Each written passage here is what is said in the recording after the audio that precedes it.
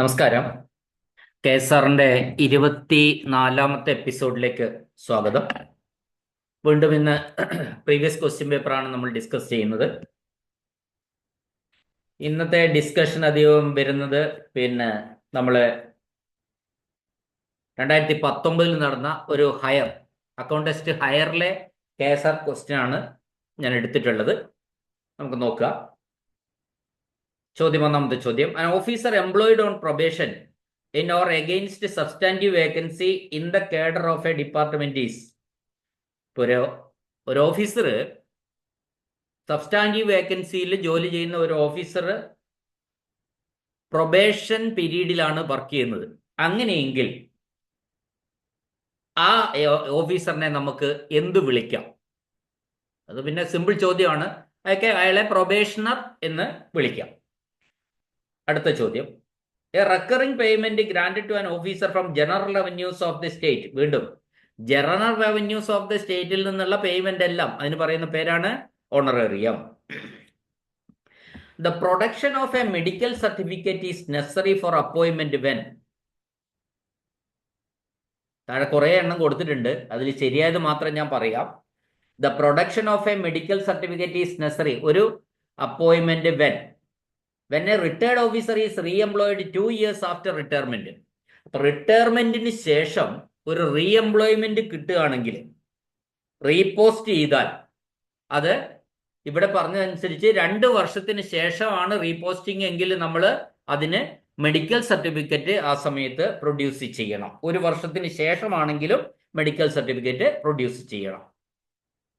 Next, the competent authority to accept resignation of a government servant.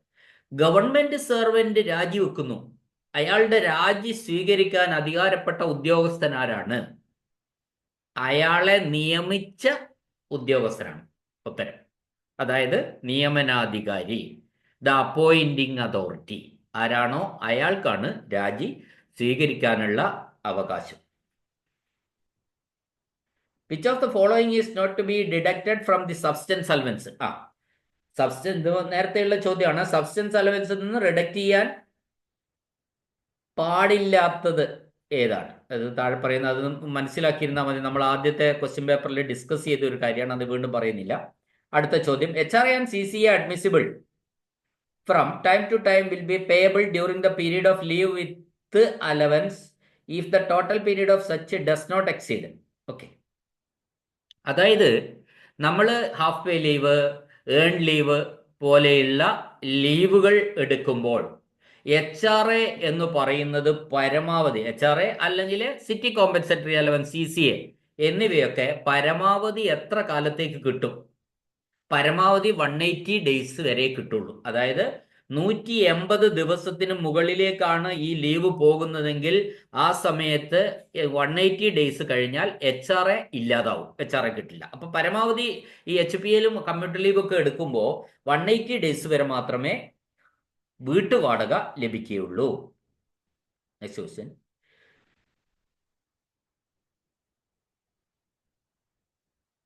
What is the maximum period of which special allowance can be granted to an officer for holding additional charge of another post.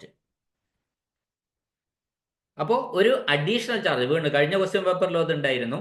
ഒരു full additional charge എടുത്തു കഴിഞ്ഞാൽ അയാൾക്ക് charge allowance ഉണ്ടാവും. വേറൊരാളുടെ പോസ്റ്റിൽ ഒഴിവ് വരുമ്പോൾ ഒക്കെ അത് സാധാരണ നമ്മൾ ഏറ്റെടുക്കുന്ന അത്തരത്തിൽ ഒരു ചാർജ്. അങ്ങനെ വേറൊരു തസ്തികയുടെ ചാർജ് ഏറ്റെടുക്കുമ്പോൾ ചാർജ് അലവൻസ് കിട്ടും. അത് അറ്റ് എ സ്ട്രെച്ചിൽ പരമാവധി എത്ര കാലത്തേക്കാണ്? പരമാവധി 3 മാസത്തേക്ക് മാത്രമേ അവിടെ ചാർജ് അലവൻസ് ലഭിക്കുകയുള്ളൂ. Next question, who among the following is competent to grant premature increment. Premature increment grant ചെയ്യാനുള്ള അധികാരി ആരാണ്? അതായത് പ്രിമച്വർ ഇൻക്രിമെന്റ് എന്ന് പറഞ്ഞാൽ അറിയാമല്ലോ, നമ്മൾ ഒരു ഉദ്യോഗസ്ഥൻ അദ്ദേഹത്തിന്റെ മെറിറ്റോറിയസ് സർവീസിന് കോംപ്ലിമെന്റ് ആയിട്ട് സർക്കാർ കൊടുക്കുന്ന അഡീഷണൽ ഇൻക്രിമെന്റ് ആണ് പ്രിമച്വർ ഇൻക്രിമെന്റ് എന്ന് പറയുന്നത്. ആ പ്രിമച്വർ ഇൻക്രിമെന്റ് കൊടുക്കാൻ അധികാരപ്പെട്ടത് ആരാണ് കൊടുക്കുന്നതെന്നാണ് ചോദ്യം. ഗവൺമെന്റ് ആണ്. ഉത്തരം ഗവൺമെന്റ് ആണ്. Next question, which among the following cannot be commuted retrospectively into different അതാണ് പറഞ്ഞത്. അത് കഴിഞ്ഞ ക്വസ്റ്റ്യൻ പേപ്പറിൽ ഉണ്ടായിരുന്നു. ഏത് ലീവാണ് മറ്റൊരു ലീവായി ലീവ് എടുത്തതിന് ശേഷം നമുക്ക് ഒരു വർഷത്തിനുള്ളിൽ എടുത്ത ലീവിനെ മറ്റ് ലീവാക്കി കൺവേർട്ട് ചെയ്യാവുന്ന റൂൾ ഉണ്ട്. അതിൻ പ്രകാരം ഏത് ലീവാണ് കമ്മ്യൂട്ട് ചെയ്യാൻ കഴിയാത്ത അല്ലെങ്കിൽ മാറ്റപ്പെടാൻ അല്ലെ ഒരു ലീവ് എടുത്ത് വേറൊരു ലീവിലേക്ക് മാറാൻ പറ്റാത്ത ഏത് തരം ലീവാണ്? ഉത്തരം ഏൺ ലീവാണ്. ഏൺ ലീവ് എടുത്തു കഴിഞ്ഞാൽ ഏൺ ലീവ് മറ്റൊരു ലീവായിട്ട് കൺവേർട്ട് ചെയ്യാൻ കഴിയില്ല. ഓക്കെ, നോക്കുക. A tahsildar is eligible for A PTA of ഈ 700 പെർ മന്ത്സ്. ഒരു തഹസിൽദാർ പെർമനന്റ് ട്രാവലിംഗ് അലവൻസ് ഉള്ള ആളാണ്. അദ്ദേഹത്തിന് ഒരു മാസം 700 രൂപ PTA കിട്ടും. PTA എന്ന് പറഞ്ഞാൽ permanent travelling allowance. The number of prescribed tour days is 50. If he was on duty for the whole month as was travelled only 12 days, his entitlement for PTA would be. അതായത് അദ്ദേഹത്തിന് ഈ തഹസിൽദാർക്ക് 700 രൂപയാണ് PTA നൽകുന്നത്. ആ PTA നൽകുമ്പോൾ prescribed tour days അദ്ദേഹത്തിന് 15 ദിവസമാണ്. 15 ദിവസം ടൂർ ഡേയ്സ് ഉണ്ടായിരിക്കണം. അപ്പോൾ 700 രൂപ അദ്ദേഹത്തിന് PTA ആയിട്ട് കൊടുക്കും. എന്നാൽ ഇയാള് ഈ മാസം 12 ദിവസമേ ഡ്യൂട്ടി ചെയ്തിട്ടുള്ളൂ, ടൂർ നടത്തിയിട്ടുള്ളൂ. 12 ദിവസമേ ടൂർ നടത്തിയിട്ടുള്ളെങ്കിൽ PTA കുറവ് 700 ഉണ്ടാവില്ല, അത്രയായിരിക്കും എന്നാണ്. അപ്പൊ 3 ദിവസത്തെ കുറയ്ക്കണം. അപ്പൊ നമ്മൾ എടുത്താൽ മതി 700 ഹരിക്കണം 15 ഇൻറ്റു 12 അല്ലെ 700നെ 12/15 കൊണ്ട് ഗുണിച്ചാൽ നമുക്ക് 560 ആയിരിക്കും ഉത്തരം. നോക്കാം അടുത്ത ചോദ്യം. The maximum period of deputation to foreign service 5 വർഷമാണ് പരമാവധി ഫോറിൻ സർവീസിലെ ഡെപ്യൂട്ടേഷൻ എന്ന് പറയുന്ന ചോദ്യം നേരത്തെ നമ്മൾ ഒരുപാട് ഡിസ്കസ് ചെയ്തതാണ്. അടുത്ത ചോദ്യം. What is the maximum time allowed for a new entrant in government service who has not crossed the age of 50 years to subscribe to a policy in the official branch of the state life insurance? What is the maximum time allowed for a new? ഒരു പുതിയതായിട്ട് join ചെയ്ത ഒരാള് state life ഇൻഷുറൻസിൽ ചേരാൻ 50 വയസ്സ് തികഞ്ഞാൽ അവര് SLI എടുക്കേണ്ടതില്ല. എന്നാൽ 50 വയസ്സ് തികയാത്ത ഒരു ഉദ്യോഗസ്ഥൻ ജോലിയിൽ പ്രവേശിച്ചാൽ എത്ര കാലത്തിനുള്ളിൽ SLIയിൽ ജോയിൻ ചെയ്തിരിക്കണം? സ്റ്റേറ്റ് ലൈഫ് ഇൻഷുറൻസിൽ പോളിസി എടുത്തിരിക്കണം? 1 month, ഒരു മാസത്തിനകം എന്നാണ് ഉത്തരം. അടുത്ത ചോദ്യം. A high school assistant was posted for a work relating valuation and tabulation of SLC examination and thereby prevented from enjoying summer vacation for 20 days. If the full vacation is for 60 days, the earned leave admissible to the HSA would be. Okay. അപ്പോൾ നമ്മൾ മനസ്സിലാക്കണം, ഒരു high school അധ്യാപകൻ SSLC പരീക്ഷയുടെ മൂല്യനിർണ്ണയത്തിനും അതിന്റെ ടാബുലേഷനും ഡ്യൂട്ടിക്ക് പോയി വെക്കേഷനിൽ. 20 ദിവസമാണ് അദ്ദേഹം ആ വെക്കേഷനിൽ ഡ്യൂട്ടി എടുത്തത്. അപ്പോൾ നമ്മൾ മനസ്സിലാക്കേണ്ട കാര്യം, അയാള് 20 ദിവസം ഡ്യൂട്ടി എടുത്തെന്ന് പറയുമ്പോൾ 20 ദിവസം അയാൾ വെക്കേഷൻ എൻജോയ് ചെയ്തിട്ടില്ല. അങ്ങനെ 20 ദിവസം വെക്കേഷൻ എൻജോയ് ചെയ്തിട്ടില്ലെങ്കിൽ ആ 20 ദിവസത്തേക്ക് അദ്ദേഹത്തിന് ഏൺഡ് ലീവിന് അർഹതയുണ്ട്. അത് കണക്ക് കൂട്ടുന്നത് എങ്ങനെയാണെന്ന് വെച്ചാൽ 20 ഗുണിക്കണം 30, 20 ദിവസമാണ് ഡ്യൂട്ടി. 20 ഗുണിക്കണം 30 divided by number of days in vacation. Number of days in vacation, ആ വെക്കേഷൻ ഇവിടെ ചോദ്യത്തിൽ പറഞ്ഞിട്ടുണ്ട്. if the full vacation is for 60 days, the earned leave admissible to the HSA would be 60 ദിവസമാണ് ആ വർഷം. ഇയാള് ഈ വാല്യുവേഷന് പോയ വർഷം വെക്കേഷൻ എന്ന് പറയുന്നത് 60 ദിവസമാണ്. അപ്പൊ ടീച്ചേഴ്സിന് ഇത്തരത്തിൽ ഏൺ ലീവ് കണക്കാക്കുന്നതിന്റെ സൂത്രവാക്യം ഇതാണ്: number of days prevented from enjoying summer vacation, അതിവിടെ 20 ദിവസമാണ്, ഇൻറ്റു 30 എന്ന് പറയുന്നത് സൂത്രവാക്യത്തിലുള്ള 30 divided by number of days in vacation. N/V into 30 എന്നാ പറയുക നമ്മൾ. N/V ഇൻറ്റു 30 എന്നാ. N എന്ന് പറഞ്ഞാൽ number of days prevented from enjoying summer vacation, ഇവിടെ 20 ദിവസമാണ്, divided by number of days in total number of days in vacation. Vacation അവധിക്കാലത്ത് April മെയിലും കൂടി അവധി ഉണ്ടായിരുന്നത് 60 ദിവസമാണ് പോലും. അത് പ്രത്യേകമായിട്ട് തന്നിട്ടുള്ളതുകൊണ്ട് നമ്മൾ എടുക്കേണ്ട ആവശ്യമില്ല. 60 ദിവസം എന്ന് പറഞ്ഞിട്ടുണ്ട്. അങ്ങനെയെങ്കിൽ കിട്ടുന്ന ഇങ്ങനെ ഏൺ ലീവ് കണക്ക് കൂട്ടിയാൽ എത്ര കിട്ടും? 20/60. 60 ഇൻറ്റു 30. 20 ഇൻറ്റു 30 എന്ന് പറഞ്ഞാൽ 600. 600/60 എന്ന് കിട്ടും. സമം 10 ദിവസമാണ് ഏൺ ലീവായിട്ട് ഈ അധ്യാപകന് അനുവദിച്ചു കൊടുക്കാൻ കഴിയുക. Okay.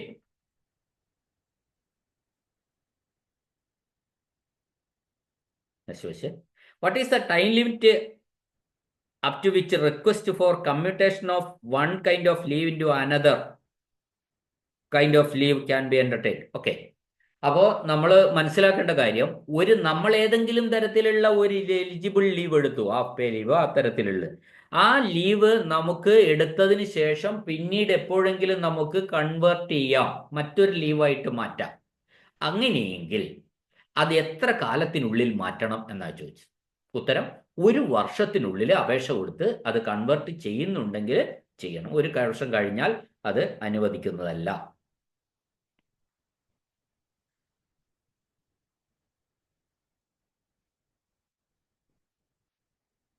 Okay. Annual verification of service book ഏത് മാസമാ? കഴിഞ്ഞ ക്വസ്റ്റ്യൻ പേപ്പറിൽ ഉണ്ടായിരുന്നു. സർവീസ് ബുക്കിന്റെ ആനുവൽ വെരിഫിക്കേഷൻ ഏപ്രിൽ മാസത്തിലാണ്. അടുത്ത ചോദ്യം. The power to sanction leave without allowance exceeding 4 months at a time rest with 4 മാസത്തിന് മുകളിലുള്ള ലീവ് വിത്തൗട്ട് അലവൻസ്. അതിവിടെ ഗവൺമെന്റ് അല്ല ശരിക്കും. നമ്മൾ ഇത് പറയുന്നത് ഇതാണ്, നമ്മളുടെ കൺസേൺഡ് DDOയ്ക്ക് 120 days വരെ ലീവ് വിത്തൗട്ട് അലവൻസ് പാസ്സാക്കാനുള്ള അധികാരമുള്ളൂ. 180 days വരെ നമ്മൾ ഹെഡ് ഓഫ് ഓഫീസ് അല്ല, ഹെഡ് ഓഫ് ദ ഡിപ്പാർട്ട്മെന്റിന് 180 days-ഉം 180 days-ന് മുകളിൽ ഗവൺമെന്റിനുമാണ് അത് പാസ്സാക്കാനുള്ള അധികാരം. മനസ്സിലായല്ലോ? നമ്മുടെ DDOയ്ക്ക് 120 days വരെ, 4 months. 120 days മുതൽ 180 days വരെയാണ് ഈ LW ആണ് കേട്ടോ. HPL-നും കമ്മ്യൂട്ടഡ് ലീവിനും ഒരു നിയന്ത്രണവുമില്ല. എത്ര വേണമെങ്കിലും DDOയ്ക്ക് പാസ്സാക്കാൻ, ക്രെഡിറ്റ് ഉള്ളതായിരിക്കണം, അത്രയേ ഉള്ളൂ. എന്നാൽ LWA ലീവ് വിത്തൗട്ട് അലവൻസ് പാസ്സാക്കാൻ 120 days വരെ പാസ്സാക്കാൻ മാത്രമേ DDOയ്ക്ക് അധികാരം, ഡ്രോയിങ് ആൻഡ് ഡിസ്പേഴ്സിംഗ് ഓഫീസർ ആയിട്ടുള്ള നിങ്ങളുടെ ഹെഡ് ഓഫ് ഓഫീസിന് അധികാരമുള്ളൂ. എന്നാൽ 120 days മുതൽ 180 days വരെ ഹെഡ് ഓഫ് ദി ഡിപ്പാർട്ട്മെന്റ്, സംസ്ഥാനത്തെ നമ്മുടെ വകുപ്പ് മേധാവിക്കാണ് അതിന്റെ power.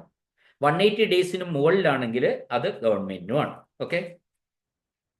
What is the maximum number of earned leave that can be granted to an officer except as leave prior to retirement? അതായത്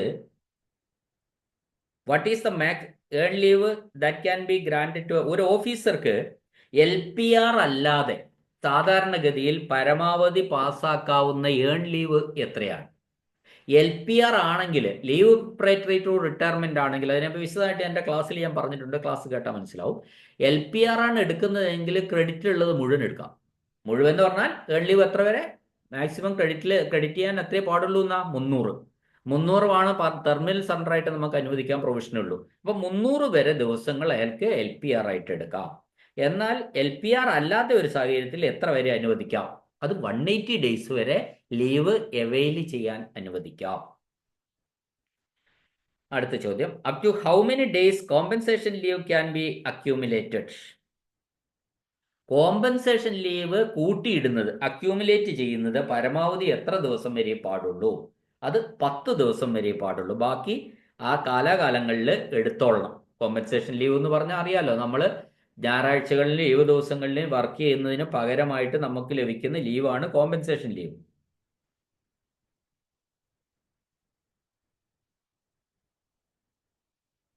ഇനി അടുത്ത ചോദ്യം. ഈ സ്പെഷ്യൽ ഈസ് എന്ന് പറഞ്ഞിട്ടൊരു ക്വസ്റ്റ്യൻ ആണ്. Special disability leave admissible to an officer or more than one occasion? Special disability leave നമ്മൾ ജോലി ചെയ്യുന്ന സന്ദർഭത്തിൽ നമുക്കുണ്ടാവുന്ന അത്യാഹിതങ്ങൾക്ക് ലഭിക്കുന്ന ലീവാണ് സ്പെഷ്യൽ ഡിസബിലിറ്റി ലീവ്. അത് ഒരു തവണയിൽ കൂടുതൽ എടുക്കാമോ എന്നാണ് ചോദ്യം. എടുക്കാം. Can be granted more than once. ഒരു തവണയിൽ കൂടുതൽ ആയിട്ട് നമുക്ക് ആയത് എടുക്കാവുന്നതാണ്.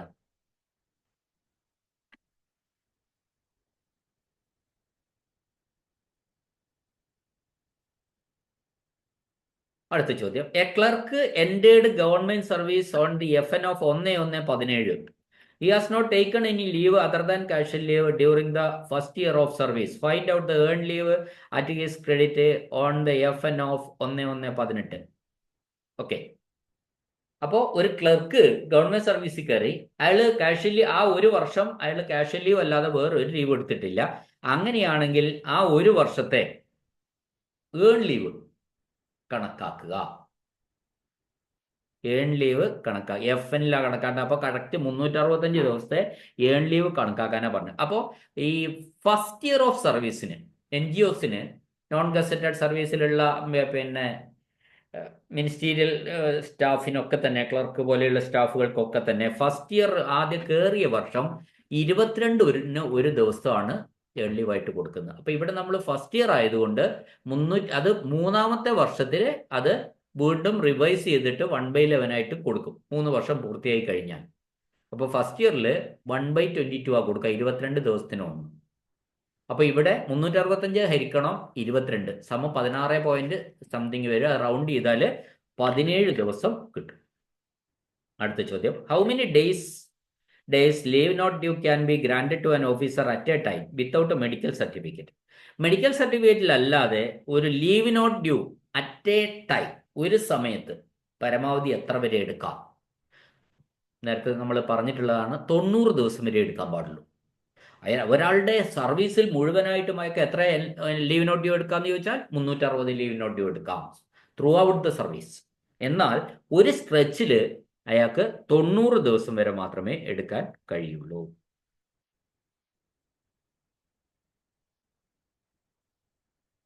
നോക്കാം, ഇത് ക്വസ്റ്റ്യൻ ലേശം കൂടി അന്ന് കഴിഞ്ഞ തവണ നമ്മൾ ചർച്ച ചെയ്തതിനേക്കാൾ ഇത്തിരി കൂടി ടഫാണ്, കാരണം ഇത് ഹയറിന്റെ ക്വസ്റ്റ്യൻ ആണ്. Okay. Assistant engineer joined service on 7/11/2013 November 7-ാം തീയതി ജോയിൻ ചെയ്തു. On the FN of 15/1/2014 he was thrown out of service and reappointed again as assistant engineer in the same department in the same time scale of pay of FN of 1/3/2014. On which date can he draw his first increment? അപ്പോൾ first increment അയാൾക്ക് എന്ന് കിട്ടുന്ന, അതായത് നേരത്തെ ഉണ്ടായിരുന്ന thrown out from service ആണ്. അയാളുടെ കാരണം കൊണ്ടല്ല ത്രോൺ ഔട്ട് ആയത്. അപ്പോൾ ആ പീരീഡ് കൂടി, നേരത്തെ ഉണ്ടായിരുന്ന പീരീഡും അതിലേക്ക് എത്ര, ഒരു വർഷത്തേക്ക് എത്ര വേണോ ആ പീരീഡും കൂടി എത്തിച്ചേരുന്ന മാസത്തിന്റെ 1-ാം തീയതിയാണ് അയാൾക്ക് ആ ഇൻക്രിമെന്റ് കിട്ടുക. ഇവിടെ 1/12/2014 ആ ഇൻക്രിമെന്റ് കിട്ടുക. ഇനി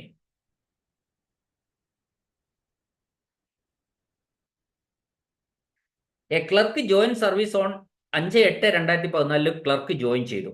his probation is 2 years and he completed probation on the AN of 25/10/2016.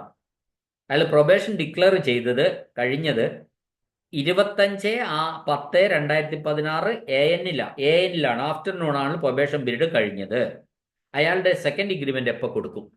Probation period കഴിഞ്ഞതിന്റെ പിറ്റേ ദിവസം മുതലാ കൊടുക്കാൻ പറ്റുള്ളൂ. അതായത് ഡിക്ലെയർ ചെയ്യുക 26/10-നാണ്, ആ 26/10 മാത്രമേ ഈ സെക്കൻഡ് ഇൻക്രിമെന്റ് കൊടുക്കാൻ പറ്റുള്ളൂ. Next question, what is the rate of special allowance for holding full additional charge of another higher post in addition to his own? ഒരു ഉദ്യോഗസ്ഥന്റെ സ്വന്തം പോസ്റ്റിന് പുറമെ ഒരു മറ്റൊരു ഉദ്യോഗസ്ഥന്റെ അഡീഷണൽ ചാർജ് കൂടി എടുത്താൽ അയാൾക്ക് ചാർജ് അലവൻസ് കിട്ടും. ആ ചാർജ് അലവൻസിന്റെ റേറ്റ് എത്രയാണ് എന്നതാണ് ചോദ്യം. അതായത് അത് 4%. 4% of the minimum of the scale of pay of the higher post. അതായത് ഈ ഫുൾ അഡീഷണൽ ചാർജ് എടുത്ത തസ്തികയുടെ സ്കെയിൽ ഓഫ് പേയുടെ മിനിമത്തിന്റെ 4%. സ്കെയിൽ ഓഫ് പേയുടെ മിനിമത്തിന്റെ 4%. സ്കെയിൽ ഓഫ് പേ ഇപ്പോൾ 41,387,000 എന്ന് പറഞ്ഞാൽ അതിന്റെ മിനിമം എത്രയാ? 43,300 അല്ലെ? 41,387,000 എന്ന് പറഞ്ഞാൽ 41,300 മിനിമം. അതിന്റെ 4% ചാർജ് അലവൻസ് ആയിട്ട് കിട്ടുക. ഹയർ പോസ്റ്റില്, ഈ ചാർജ് എടുത്ത പോസ്റ്റിലെ സ്കെയിൽ ഓഫ് പേയുടെ മിനിമത്തിന്റെ 4%. ഓക്കെ. എന്നാൽ ഇതിന് ഡി എ ഇല്ല. ചാർജ് അലവൻസിന് ഡി എയോ മറ്റൊന്നുമില്ല. ആ ബേസിക് പേയുടെ പെർസെൻറ്റേജ് മാത്രമേ ഉള്ളൂ, 4%. അടുത്ത ചോദ്യം, the maximum period of which paternity leave that can be granted to take. Paternity leave പരമാവധി എത്ര ദിവസമാണ്? 10 ദിവസം. ഒന്നും പറയേണ്ട കാര്യമില്ല. Which of the following kind of leave is not admissible to head of officers? അതായത് ഓഫീസ് തലവൻ അനുവദിക്കാൻ അല്ലാത്ത ലീവ് ഏതാണ്? നോക്കുക. ലീവ് വിത്തൗട്ട് അലവൻസ് ഓഫീസ് തലവൻ അനുവദിക്കാം. ലീവ് നോട്ട് ഡ്യൂ അനുവദിക്കാം. ഹാഫ് പേ ലീവ് അനുവദിക്കാം. കോമ്പൻസേഷൻ ലീവ് അനുവദിക്കാൻ പാടില്ല. ഹെഡ് ഓഫ് ഓഫീസിന് അനുവദിക്കാൻ പാടില്ലാത്ത ലീവ് എന്ന് പറയുന്നത് കോമ്പൻസേഷൻ ലീവാണ്. കാരണം കോമ്പൻസേഷൻ ലീവ് അനുവദിക്കേണ്ടത് ഗവൺമെന്റ് ആണ്. പിന്നെ നമ്മൾ വർക്ക് ചെയ്യുന്ന സ്ഥാപനത്തിൽ ജോലിക്കിടെ ഉണ്ടാകുന്ന അപകടങ്ങൾക്ക് ലഭിക്കുന്ന ലീവാണ് കോമ്പൻസേഷൻ ലീവ്. അത് നൽകാൻ ഡി ഡി ഒയ്ക്കോ അല്ലെങ്കിൽ ഹെഡ് ഓഫ് ഓഫീസിനോ അധികാരമില്ല. ആ അധികാരം ഗവൺമെന്റിന് മാത്രമാണ്. Okay. In which class a grade 2A officer entitled to travel by train?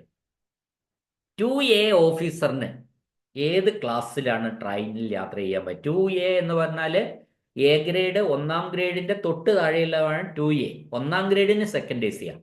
അപ്പൊ 2ാം ഗ്രേഡ് എക്ക് ഫസ്റ്റ് ക്ലാസ് ആണ് കൊടുക്കുക. ഫസ്റ്റ് ക്ലാസ് ആ ട്രെയിനിൽ ഇല്ലെങ്കിൽ അയാൾക്ക് മേലെയുള്ള സെക്കൻഡ് AC എടുക്കാം.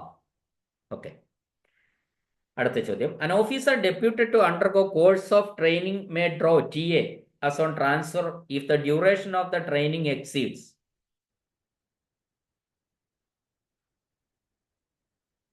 An officer deputed to undergo a course of training may draw TA as on transfer if the duration of the training exceeds. അപ്പോൾ ട്രെയിനിങ് പീരീഡിൽ അപ്പോൾ ട്രാൻസ്ഫർ TA മേടിക്കാം. എങ്ങനെയായിരിക്കണം? ആ ട്രെയിനിങ് പീരീഡ് എത്ര ഉണ്ടായിരിക്കണം? 3 മാസത്തിൽ കൂടുതലായിരിക്കണം. എന്നാൽ അയാൾക്ക് ഇത് വാങ്ങാവുന്നതാണ്. അടുത്ത ചോദ്യം, what percentage of additional charge of duty allowance or mileage allowance can be granted to officers when traveling in class 2 hilly tracks? ഒരു ക്ലാസ് 2 ജീവനക്കാരൻ അയാള് ട്രാൻസ്ഫറായി അയാൾക്ക് TA അനുവദിക്കുമ്പോൾ ഡെയിലി അലവൻസും മൈലേജ് അലവൻസും ഏതാണോ അയാൾക്ക് അനുവദിക്കാൻ കഴിയുന്നത് അതിൻ്റെ ഹിൽ ട്രാക്കിലൂടെയാണ് പോകേണ്ടതെങ്കിൽ അയാൾക്ക് ഒരു അഡീഷണലായിട്ട് ഒരു പിന്നെ അലവൻസ് കൊടുക്കും. ആ അഡീഷണലായിട്ട് കൊടുക്കുന്ന ഇവിടെ സെക്കൻഡ് ഗ്രേഡ് ഉദ്യോഗസ്ഥനാണെന്നാണ് മനസ്സിലാവുന്നത്. അതുകൊണ്ട് അയാൾക്ക് അഡീഷണലായിട്ട് കൊടുക്കുന്ന പെർസെൻറ്റേജ് എന്ന് പറയുന്നത് 12.5%. നിലവിൽ അയാൾ ക്ലെയിം ചെയ്യുന്ന ഡേയുടെ മൈലേജ് അലവൻസിൻ്റെയോ ഏതിൻ്റെ ആയാലും അതിൻ്റെ 12.5% കൂടി കൂടുതലായിട്ട് കൊടുക്കും. ഇനി ഇത് ഫസ്റ്റ് ഗ്രേഡ് ഉദ്യോഗസ്ഥനാണെങ്കിൽ, ഗ്രേഡ് 1 ഓഫീസർ ആണെങ്കിൽ 25% കൊടുക്കും. ഓക്കെ. അടുത്ത ചോദ്യം, if an officer has performed 2 journeys within a period of 24 hours on 2 calendar days, what is his entitlement for DA allowance? ഒരു ഉദ്യോഗസ്ഥൻ 24 മണിക്കൂറിനുള്ളിൽ 2 യാത്ര ചെയ്തു. ആ 24 മണിക്കൂർ ഉൾക്കൊള്ളുന്നത് 2 കലണ്ടർ ഡേയ്സാണ്, കോൺസിക്യൂട്ടീവ് ആയിട്ടുള്ള. എന്ന് പറഞ്ഞാൽ ഇന്നും നാളെയും അല്ലെ ഇന്നലെ ഇന്നും, അങ്ങനെ 2 കലണ്ടർ ഡേയ്സ് ആയിട്ടാണ് 24 മണിക്കൂർ നിൽക്കുന്നത്. അങ്ങനെയെങ്കിൽ അയാൾക്ക് കൊടുക്കുന്ന ഡെയിലി അലവൻസ് ഓർ DA എത്രയാണ്? 1 DA കൊടുക്കാൻ പറ്റുള്ളൂ. കാരണം 24 മണിക്കൂറുടെ ജേർണി ഉള്ളൂ, കണ്ടിന്യൂസ് ആണ്. 2 കലണ്ടറിലാന്ന് പറഞ്ഞുകൊണ്ട് കാര്യമില്ല. 1 DAക്ക് മാത്രമേ അർഹതയുള്ളൂ.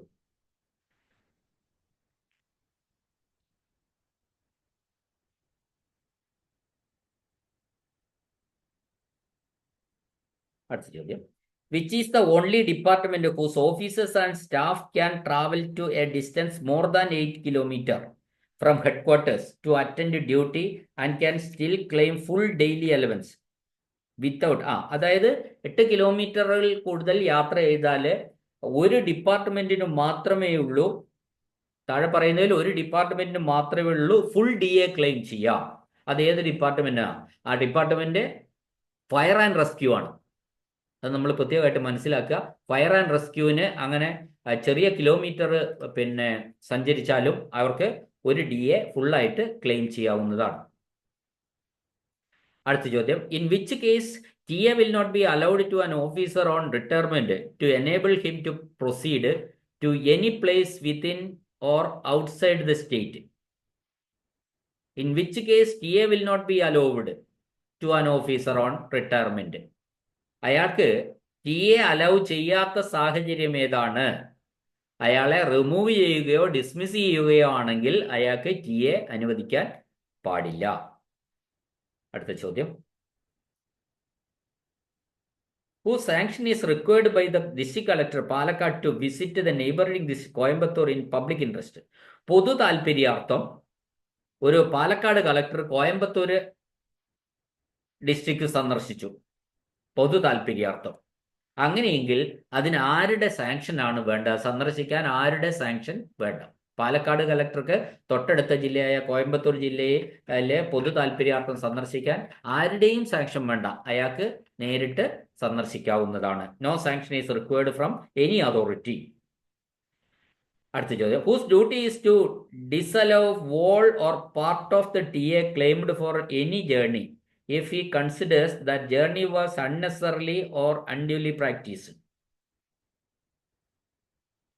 ഓക്കെ, ഒരു TA വേണമെങ്കിൽ ഒരു ഉദ്യോഗസ്ഥന്റെ TA തടഞ്ഞു വെക്കാം, അല്ലെ ഭാഗികമായി തടഞ്ഞു വെക്കാം. എങ്ങനെയാണെങ്കിൽ ഈ ജേണി, അദ്ദേഹം നടത്തിയ ജേണി അൺനെസസറി ആണെന്ന് ബോധ്യപ്പെടുത്താൻ ആരാണ് അങ്ങനെയാണെങ്കിൽ തടഞ്ഞു വെക്കുക എന്നാണ് ചോദ്യം. അത് കൺട്രോളിംഗ് ഓഫീസറാണ് അത്തരത്തിലൊരു സാഹചര്യം വന്നാൽ തടഞ്ഞു വെക്കുക. Next question, the normal rate of family pension, 30% of the last basic pay. 30% of last basic pay. അതിവിടെ പറഞ്ഞ് the normal rate of family pension ഇവിടെ കൊടുത്തിരിക്കുന്ന ഉത്തരങ്ങൾ പക്ഷേ 30% of pay at the time of retirement, 30% of pension, 40% of pay at the time of retirement. അത് ശരി ഉത്തരം. ശരി ഉത്തരം 30% of pay at the time of retirement. അതായത് റിട്ടയർമെന്റ് സമയത്തുള്ള ബേസിക് പേയുടെ 30% എന്തായിട്ട് കൊടുക്കുക? ഈ ഫാമിലി പെൻഷനായിട്ട് കൊടുക്കുക. What is the maximum percentage of pension that commute ചെയ്യാം? പരമാവധി എത്ര ശതമാനം വരെ കമ്മ്യൂട്ട് ചെയ്യാം, കമ്മ്യൂട്ടേഷൻ നടത്താം? 40% വരെ. എല്ലാവർക്കും അറിയുന്ന ചോദ്യമാണ്. What kind of pension that can give if permanent post held by an officer is abolished and he is not willing to accept another employment. ഒരു ഉദ്യോഗസ്ഥൻ ജോലി ചെയ്തിരുന്ന തസ്തിക നിർത്തലാക്കി, അബോളിഷ് ചെയ്തു പോയി. അപ്പോൾ പക്ഷേ അയാൾ വേറൊരു തസ്തികയിൽ ജോലി അയാൾക്ക് കൊടുക്കും. അങ്ങനെ വന്ന ഗവൺമെന്റ് അങ്ങനെ കൊടുത്താൽ അയാൾ വാങ്ങാൻ തയ്യാറല്ല. അങ്ങനെയാണെങ്കിൽ അയാൾക്ക് ഏത് തരം പെൻഷനാണ് കൊടുക്കുക? ഒരു പോസ്റ്റ് അബോളിഷ് ചെയ്തു പോയാൽ അയാൾക്ക് കോമ്പൻസേഷൻ പെൻഷനാണ് കൊടുക്കുക. അടുത്ത ചോദ്യം, who is competent to withdraw pension? Pension പിൻവലിക്കാൻ അധികാരമുള്ളത് ആർക്കാണ്? അത് അങ്ങനെ ഒരു പ്രൊവിഷൻ ഉണ്ടല്ലോ. അത് ഉത്തരം ഗവൺമെന്റിനാണ്. ഓക്കെ,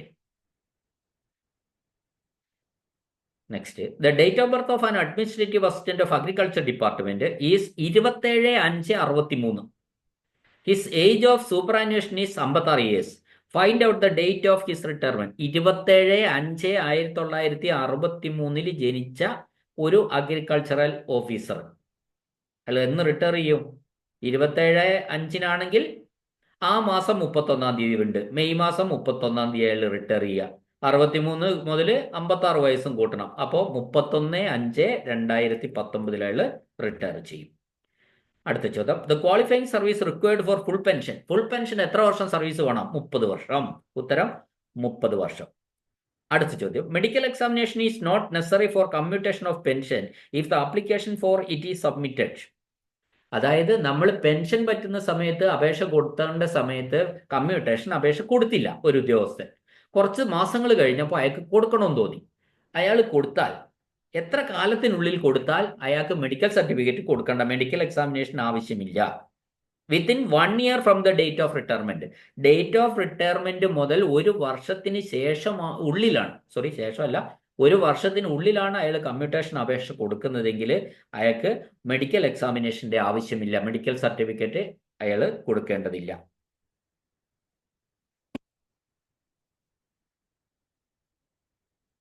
അടുത്ത ചോദ്യം,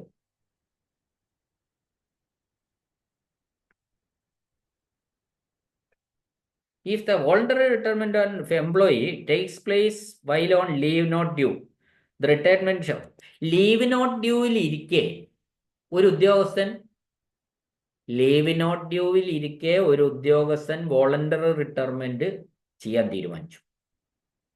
അങ്ങനെയാണെങ്കിൽ അയാളുടെ വോളണ്ടറി റിട്ടയർമെന്റ് അയാൾ എന്ന് മുതൽ എടുക്കണമെന്ന ചോദ്യം. നമുക്കറിയാം ലീവ് നോട്ട് ഡ്യൂ എന്ന് പറയുന്നത് ഭാവിയിൽ ഉണ്ടായേക്കാവുന്ന ലീവുകളിൽ തട്ടിക്കിഴിക്കാം എന്ന വ്യവസ്ഥയോടെ എടുക്കുന്ന ലീവ് നോട്ട് ഡ്യൂ.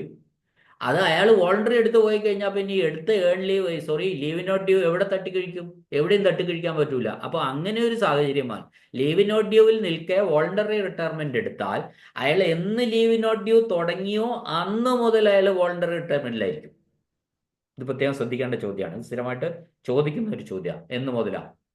അപ്പോൾ അയാൾക്ക് സാങ്ഷൻ കിട്ടിയ തീയതി മുതലല്ല. അപ്പോൾ ലീവ് നോട്ട് ഡ്യൂ എന്ന് തുടങ്ങിയോ അന്ന് മുതൽ അയാൾ റിട്ടയർമെന്റിലായിരിക്കും. Okay, next question.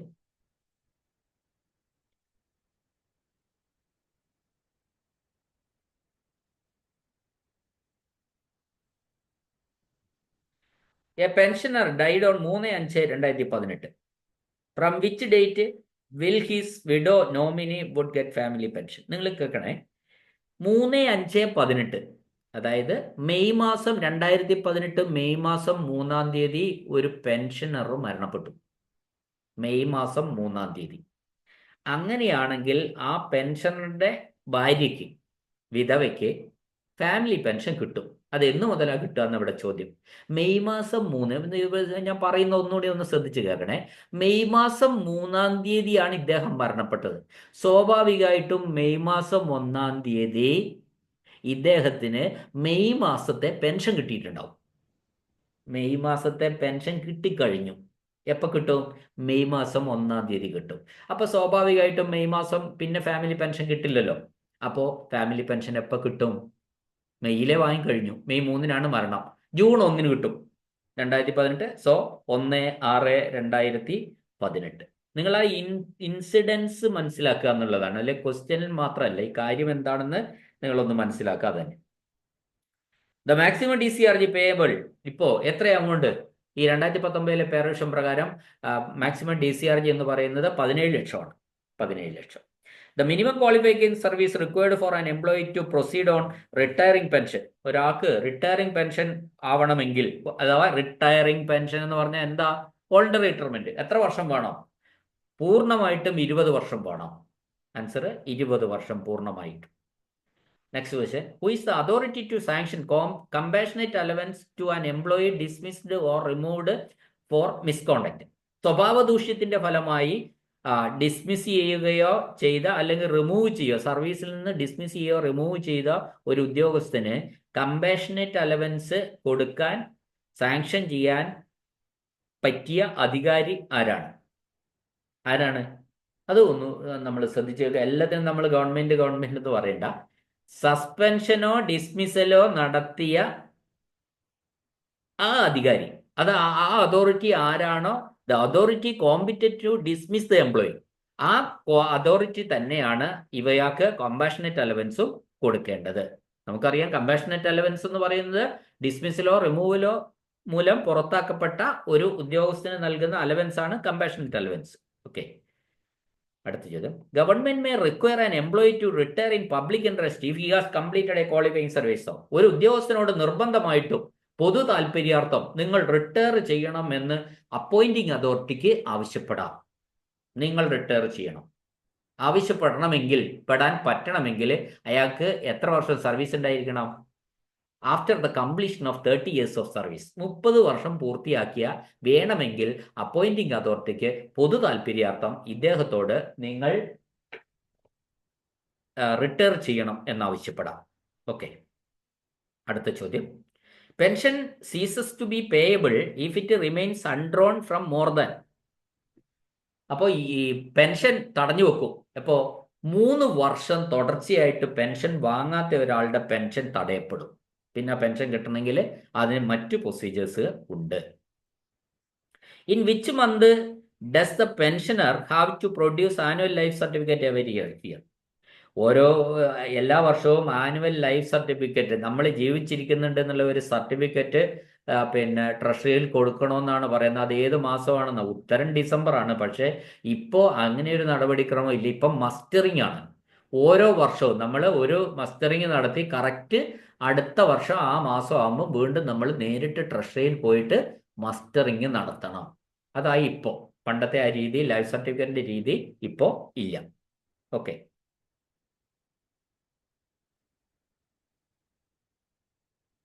An officer retired from service upon superannuation at the age of 56 on 31/5/2018 and the monthly pension sanction is 37,870.